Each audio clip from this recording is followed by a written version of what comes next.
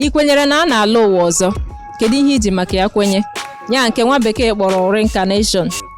Ya ekwenyere m maka na omenala ịnọ ụwa etego aka o ji wee dịwa. Ọwụrọ ihe bido tata, maka na mgbe gboo na-enwe onye awa amụọ ọnwụọ mmecha ọbịakwa ọzọ, emechakwa ọnwụọ mmecha ọbịakwa ọzọ. Ịchọ ịma na ọ na-abịa ụwa ọzọ before ihe nnie gbubie ya aka mkpịsị aka. Ọ bịawa ụwa ọzọ o ya ebu mkpịsị aka egbubiri egbubi, nke gosiri na ọ bịago ụwa mbụ bịachigha ọzọ. So ọnya mere anyị ji kweta na ịlọ ụwa ọzọ na ọ dị.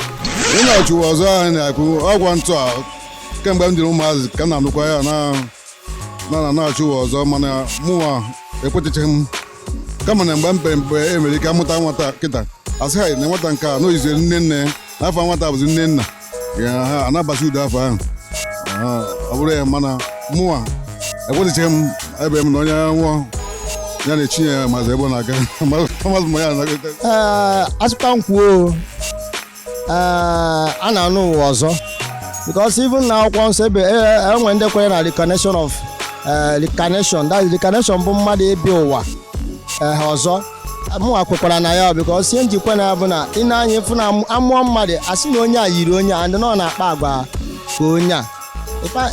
Ihe na mmadụ na-abịa ụwa, because onye obodo ọbụla nwere ndị bịara ụwa. Ntụ a nọ na o nwere ike efu m na-akpa agwa nna m, na-eme ihe nna m na-eme. Ọnya gosiri na nna m bịara ụwa. Ntụ aka ọ dị ebe ụwa. Sometimes amụọ nwa oyi onye agwa niile abụrụkwa agwa onye gosiri na mmadụ na-abịa ụwa. Chere m na a na-anụ ụwa ọzọ, maka na o nwere nke ọ na-abụ emechaa efu obere nwa, mebi na mmadụ nwụrụ ihe dịka ugbu a na anọkọtazie amụọ ife dịka obere, maka o nwere ike o nwere onye ya bụ ọnwa ozugbo tata asị na amụrụ onye dị etu a mbọsị agwa agụchie ya afọ ya.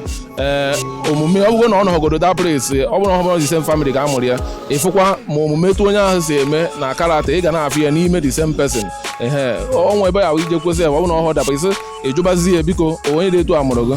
Mgbe ị na-ajụ ya ajụ dị etu a, nwere ike a na-akọwazi ọ bụkwa the same line eji a ka o si wee dịkwa.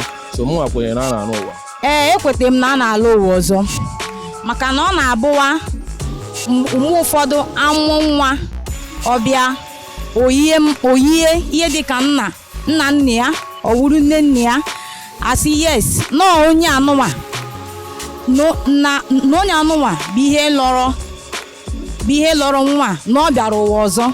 So ekwetara m na a na-alụ ụwa ọzọ. A sị iche onye adị ya njọ. Daalụ rinne. Ị nwere ike sịrị m Igbo mma mmanụ? Ndị Igbo mma mmanụ.